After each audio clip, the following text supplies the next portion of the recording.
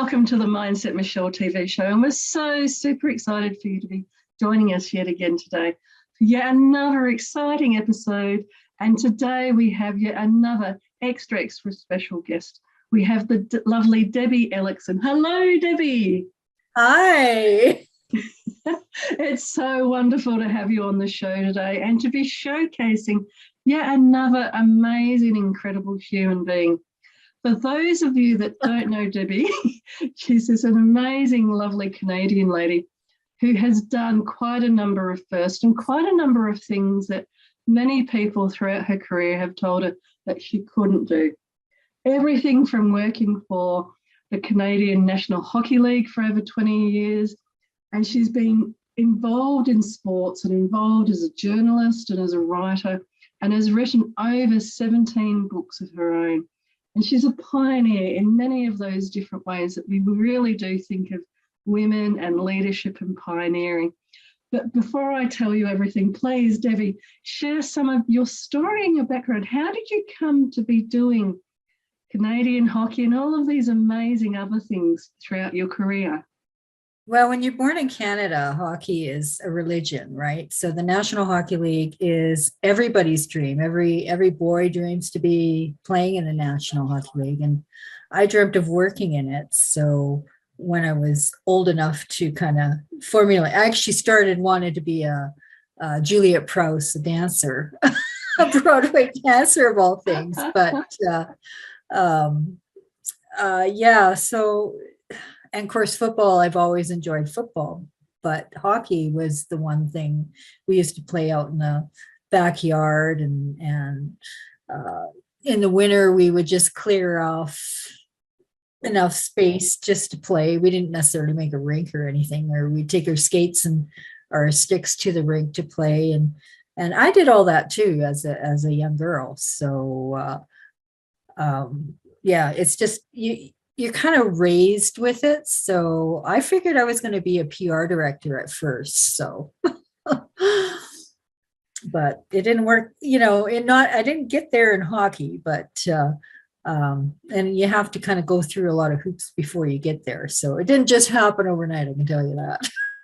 But when I was young, there's no way girls, I don't even think there wasn't any women working in, like, you can see women in those positions. So when you don't see people in those positions, you don't know if it's possible or not. So I was gutsy enough to try anyway.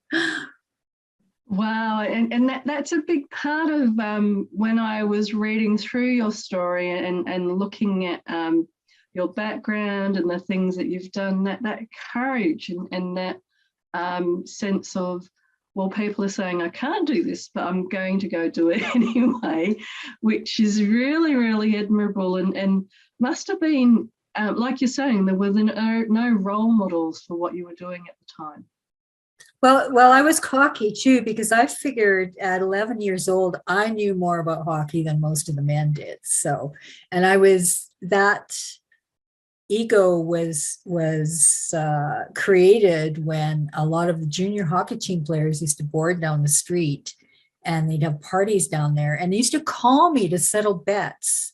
So I figure, well, obviously I know more than most people about hockey. So that's where that kind of, it was ego at first. And then, when you get the door slammed, and of course, I couldn't even get a brochure for a hockey school because my name was Debbie. So once I changed my name to Derek, just for the purpose of getting information about hockey schools and whatnot, not that I ever went to hockey school, but just wanted the pamphlet because I want to learn more about hockey. Then I got lots of brochures kept coming to my mailbox. So it was funny. Isn't that funny? And it also shows in an interesting way how far we've come now and how things have really started to change. But you must now, having had such a background where being a pioneer and doing things, like changing your name to Derek, what then now with that lifetime of experience of doing all of this, What would you say success means to you? What do you really look at and think, yeah, this is what success is for me? Oh, the people. None of it would be possible without the people who, well, meeting the right people. Like the only reason I got to work in the NHL was because I was introduced by a pen pal who introduced me to Stan Fischler, who is a hockey maven, and he helped open that door. His wife was the original pioneer in the sense that she actually had to sue the National Hockey League and the New York Rangers to get access to the press box in New York. So when I came around, there were very, very few women involved in the game. I mean, I was out west in Canada, so I did not see anybody in my side, but there were probably the odd one in the east side of the country. But it's the people who help either open the door for you, cheerlead you when you're there, and while you're there, you meet really incredible people that you can continue the relationship long after you're gone, which is even the best part. That's fabulous. And I really hear about the people, because it is the people that make the experiences of success and help you to get through some of those more challenging times, like being the only female or getting access to something. I was reading again recently about some of the Hollywood stars that, especially when African Americans were first trying to get into some venues, performers, and some of those big Hollywood stars, would say, I'll only perform here if so-and-so can come as well. And it was really the people again, the friends and the supporters that helped to, give access to people that back again in those times were excluded in some what looks very strange ways now. Yeah, there might still be a little bit of it for some communities. I mean, let's face it, it isn't as diverse as we'd like to see it, but it's getting there.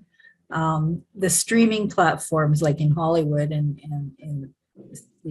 that side of the creative business, the streaming platforms have really helped open up playing field, and also the fact that we have this platform that we're on right now and we can create our own media.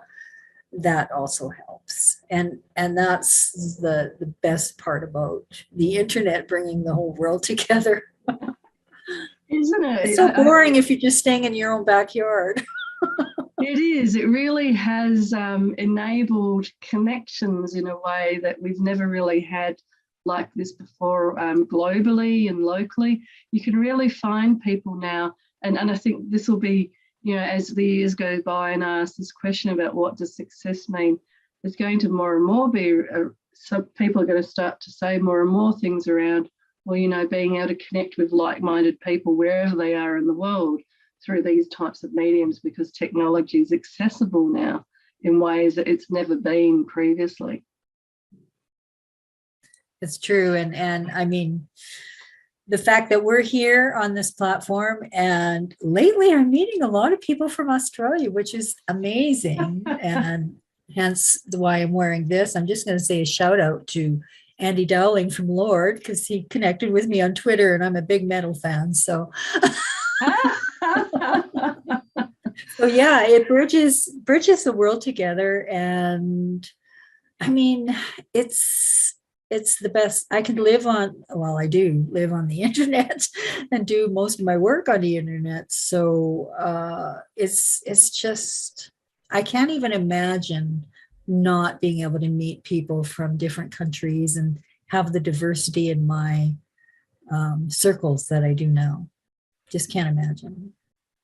And with that, because we are moving, and it's a great way to segue into life so much more now, and connection so much more now through the internet. And I know that with being a pioneer and really going into many things offline through your earlier career, but also I guess I'm sure that you're doing similar things now online and through the internet. So what would you say are some of the tips or tools or suggestions that you have for people how they can be successful as well in using the internet and using this forum, and you know, perhaps going into areas that might be a little bit excluded still on the internet or in some of the areas of technology. I know, for example, women are still not very much in IT or in coding. But, you know, for women out there that do want to get into it or do want to be an entrepreneur and do a startup, etc., what sort of tips or suggestions would you have for them about how to create that successful mindset? Oh, well, and it's the playing. When I started out, I didn't have a degree or anything back then. You didn't really go to college in my neighborhood, and you just did the job. So I learned how to be a writer by writing. You still have to learn how to be a writer by writing. A journalism degree is not going to make you a writer. It's not going to get you a writing job. You can be a PR director without getting a master's degree in public relations. You can do a lot of things. If you don't have the funds, especially, oh my God, as long as you can afford an internet connection and a computing device, you can pretty much do anything. You can start anything. I mean, most of my companies, I've done like several books, and I just sat down on the computer trying to figure out what I wanted to do. And it actually came after I did my first book. I was getting a few emails, which is really weird. It had nothing to do with my hockey book. It was, how did you get your book started? How did you publish your book? It was all these questions about book publishing. I thought, geez. And so then I sat down and thought, there it is. I'm going to be an expert on book publishing. So I made up a company name, and I just created a job description for myself, and I just went out and picked up some clients, and there you go. Didn't have any funds in the bank when I did it. It was just doing it. And I can say that's probably the same for just about every venture. You pick up freelance contracts along the way to pay for some things, but you do what you have to do, but you don't really need anything but an internet connection. I'm not saying it's easy. It's damn hard, but it opens that door up. So if you're really good at digital media, if you're really good at social media and Twitter and whatnot, you can be better. You can have a bigger following than Coca-Cola. You know, you're on a level playing field with the big brands, because a lot of times some of those brands don't have very good, social media departments, and they might have, their last tweet might have been 2012. So you can be on the same platform. And for creatives, especially, like if you're a musician, if you're an actor, doesn't matter what you do, there's community everywhere on the internet, especially Twitter. Twitter is one of my happy places. It's there's a community there that is amazing, where you can just jump on, pick a hashtag, and find like-minded people to connect with, and maybe start up a Twitter space and start talking to some of them.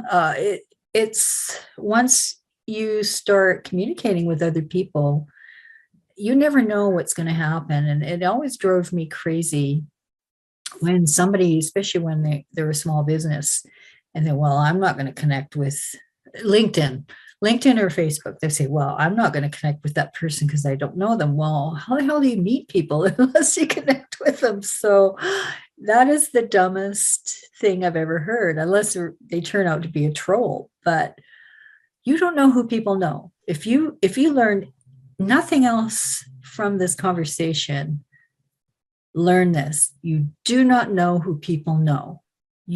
That person, as long as they create value to your feed or whatever, but you don't discount anybody because they might not have that job that you think is a good job. Maybe they're the janitor of a school and you don't think that's a worthy enough position, or they're a part-time cashier at Safeway.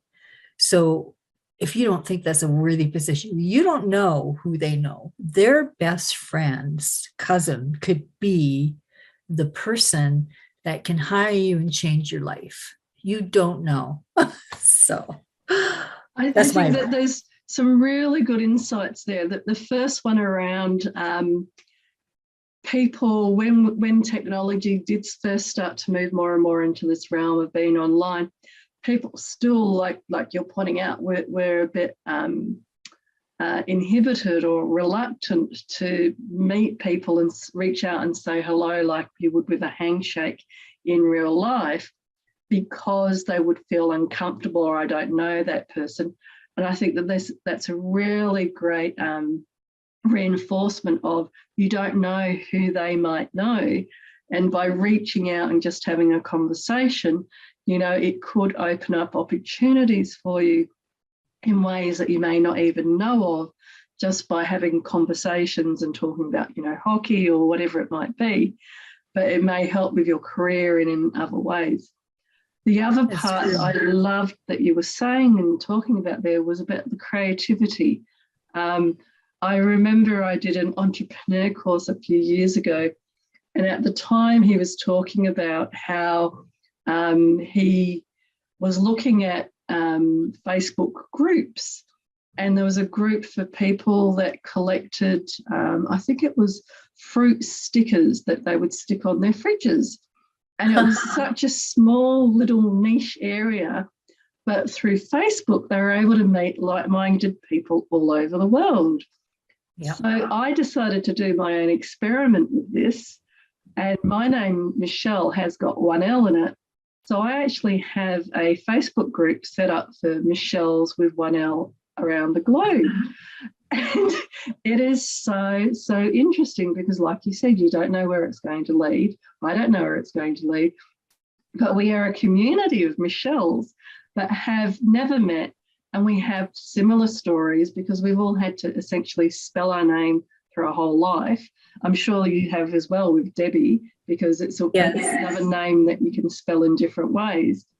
So we have all. My other name is Dimbisky, so yeah, I know. So exactly for that. So I really wanted to reinforce what you were saying about, because to success for you, when you were talking about, that was about the people and the experiences you had with the people. So this point that you're raising around how to create a successful mindset by just reaching out and connecting with people on Twitter, on Facebook, on LinkedIn, and whether it's, something obscure like having the same first name, or stickers, or heavy metal, like you were sharing about your friend in Australia that's into heavy metal. And I'm meeting more metal fans and people, and bands. So you don't know where it's going to go. No. Music. It's they used to say that there was like 6 degrees of separation, but I find as we build, they talk about it in sociology about it being tribes, and it's tribes now very much online of people with similar interests. So you're not kind of limited to the interests of the people that you're living around anymore. You can kind of really go deeper diving into something that you're very excited about, and then build that community globally, which is absolutely exciting. And yes, you don't know where that's going to go or what it will lead to. Yeah. And if you're, even if it's an industry that you're thinking about dabbling in, or you're not sure of, screenwriting, say, which I am so a latte at, I'm just branching out into something that's totally against my comfort zone and trying to dabble in screenwriting. So I'm part of a creative community in the film and theater industry, and I've been meeting UK. It's funny because you get these clusters of people who connect with you, and I've been meeting UK creatives, directors, actors, and there's one fellow who has a space every so often when he has a chance, and he holds a space for as long as he can do it. Sometimes it goes 3 hours, and he's a director. He's really good, and he'll hold a space and just answer questions of people who have questions about the industry, uh, getting into screenwriting, doing all the little tasks and how to do this and how to do that. And you just don't know who you're going to meet that way or who you're going to help, because somebody that's listening, you might have been the one person that really, you may never know, but that might, whatever you said in that broadcast might be that one person. You helped them so much that it was saved them from a lifetime of grief, or it just spawned their creativity in another direction. You never know.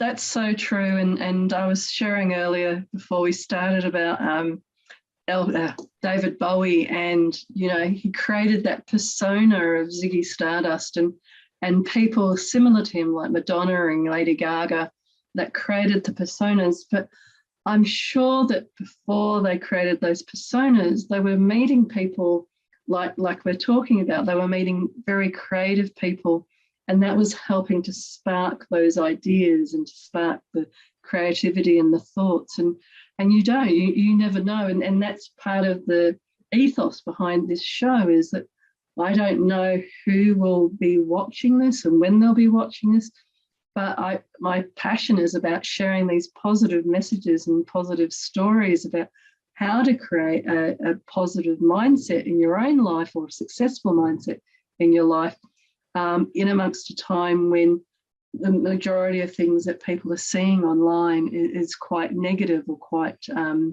not as positive. And so, yeah, it's my mission and why I have fabulous guests like you on the show, to really keep bringing that focus back onto, it's a choice point. And I want everybody to keep choosing to create successful mindsets, to go and work in hockey and be a journalist and be a screenwriter, and to dream big and to follow those dreams. Yeah, and just, there's no right or wrong thing, and there's no time limit on any of this stuff. Like for educate, well, I guess there is if you want to be a professional athlete. Sometimes you can, time, the clock is ticking if you're 30 years old. But although with that in mind, I have a friend who started bull riding at 28, so there's that.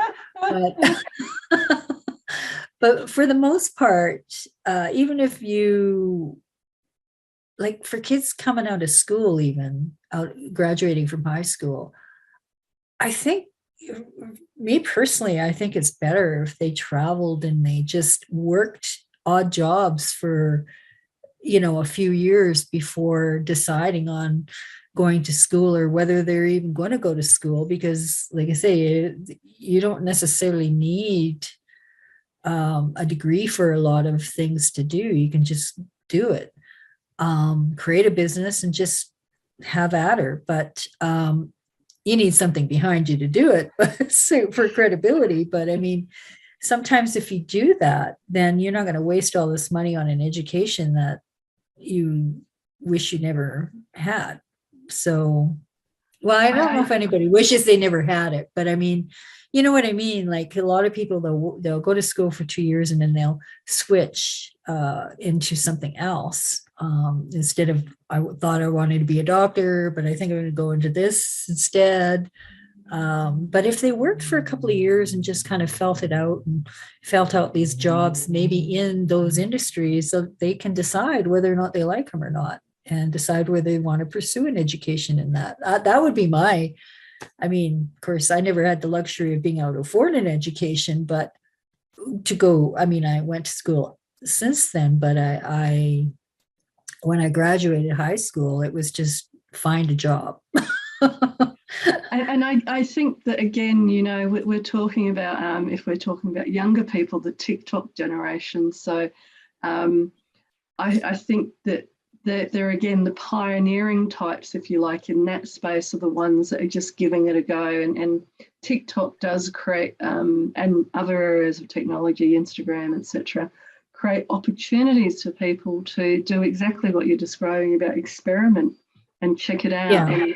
And in a similar way to that, reaching out for the handshake and just trying and just starting, that would be one of the biggest things that I would say. And even for older people, just experimenting and playing around. And when you were talking about Richard Branson and personalities being bigger than Coca-Cola and other brands, I think the statistics, I can't remember them exactly, but it was something like Richard Branson has, 30 million followers and Virgin has like 1 million followers.